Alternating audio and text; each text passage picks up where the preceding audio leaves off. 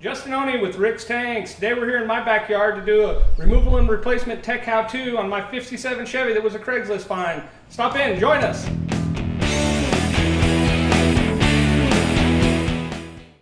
We wanted to take a minute before we get too involved in the removal of the tank to show you this fine contraption that was the electric fuel pump to feed the big block. I told you we got this car on Craigslist. It was purchased kind of sight unseen, and this was one of the surprises we had when we got the car home. You'll also notice that the tank is caved in. That's fairly standard for this old of a car. Lots of people decide they want to jack the car up, and that's a safe spot to do it. Of course it's not, and all of this is going to be removed. We wanted to take an opportunity while we're waiting for the gas to drain out of the old tank to discuss a couple of things that do not come with our tank. One's going to be a wiring harness for the fuel pump, and we highly recommend using a relay to power it as well. While not absolutely necessary if you run a thick enough gauge wire, a 10 gauge or bigger, we do recommend that you purchase one. They're available from all the high performance speed shops. You know their websites, go look them up. The other thing that we would like for you to have on hand is your AN fittings. While it does come with the fittings directly out of the tank, you are going to need a union and either a 90, a 45, or a straight for whatever you're putting it in. If you'll give me a minute, I'm going to get this put together. We're going to go back into the main shop where the heat gun's at, do the heat shrink on it, bring it back out and install it. We'll see you in a minute. The tank's finished draining, so we're going to go ahead and try and tackle these rusted carriage bolts that hold the straps in.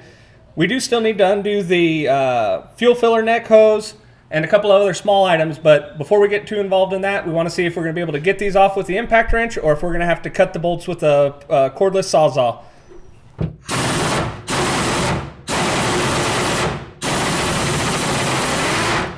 Okay, looks like we might get this one off. The strap has started to come apart, so I think what we may do is go ahead and tackle the filler neck and get a jack under here before we go any further. We'll be back with you in a minute. All right, we got the filler neck undone. We got both the straps off. One of the carriage bolts came out without a problem. The other one we're going to have to cut out as soon as we get the tank out of the way. We don't want the sparks and the fuel. So if you're ready, go ahead and lower the tank out. This is something you can do by yourself, although a second set of hands sure does make it nice. Okay, let me get the vent line unstuck from the top of the frame rail. Okay, we're ready to go ahead and back it out. And just like that, we're out. So if you give us a minute, we'll get these carriage bolts cut out and we'll go back to the other tank, install the fittings, and we'll be ready to put it in. We got the filler neck out of the car, and one thing that you have to do on this Tri-5 series tank is you have to remove the area that used to push into the factory tank. If you can see here, we've got a bell and it goes through a straight pipe. We're going to cut it right where those two meet. You can do this with a hacksaw and a vise, a hacksaw in a friend's hand, or if you have a chop saw available, you can use that. So we're going to use a chop saw a little faster, a little quicker. It's not super precise, but basically where that bell meets into the straight pipe.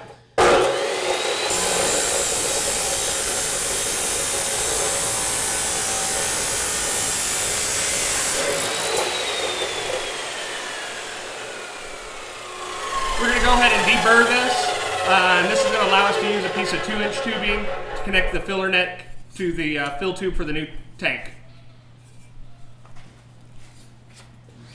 Okay, we've got the old tank out of the car. We're ready to finally do the final assembly on the Rick's tank. Wanted to discuss a couple of things on it, one of which is this is a 16-gallon tank. It is a stock replacement style tank. We do have a 22-gallon tank available. However, that requires removing the rear spare tire carrier. This tank features a 450 liter per hour pump. It's good to 1,000 horsepower. We've got dash 8 sending units, or dash 8 sending and dash 8 return. It's also got a 0 to 30 ohm sending unit for the gauge. This is compatible with any 0 to 30 sending unit gauge.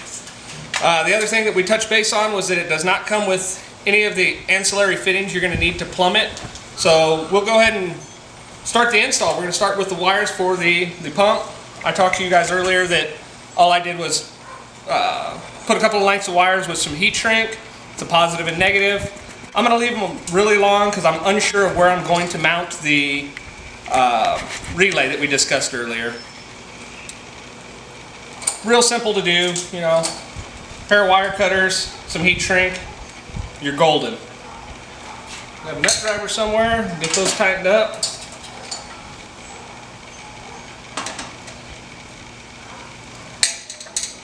We're also going to use a AN coupler. This is a 37-degree fitting.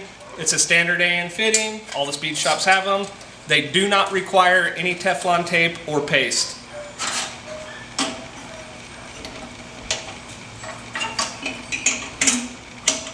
And to be honest with you, I'm guessing that the 45 fitting is going to be what I need for this. I did buy a 90 and I did buy straights just in case. If you have a local speed shop, you may be able to purchase them and return them, or do what I do, and I've always got ongoing projects. I put them in a parts bin and they're there for next time.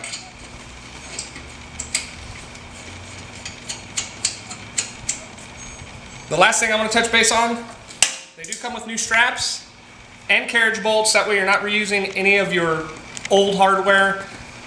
Clips in the front like the factory, uses a carriage bolt 3/8 at the other end. Should be a simple deal. We're gonna go ahead and get this off the stand on a jack and get ready to put the tank in. We'll see you in a minute.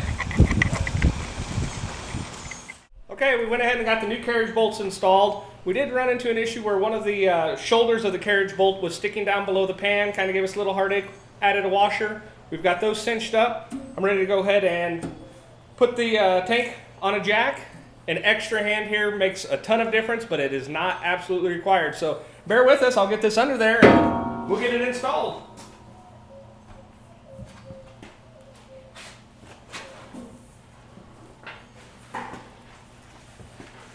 Okay, come on forward. Keep on coming. Keep on coming. Keep on coming. Hang on, let me move the strap out of the way.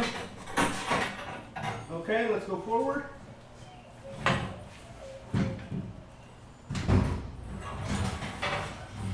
Okay, we can go up.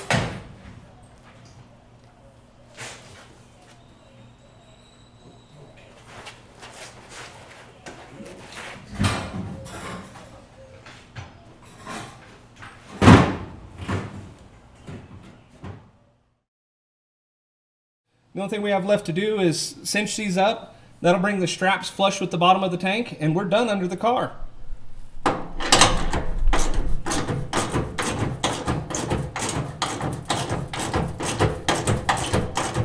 All right, the tank's in. We've still got a couple of items to do. We've got to do the filler neck, we've got to plumb the fuel lines, and we've got to wire it. We're going to touch base with that in the next episode. And hopefully this was informational and will help you out with your install. Once again, if you want to check us out on the web, www.rickstanks.com, or you can YouTube us, YouTube Rickstanks. Thanks.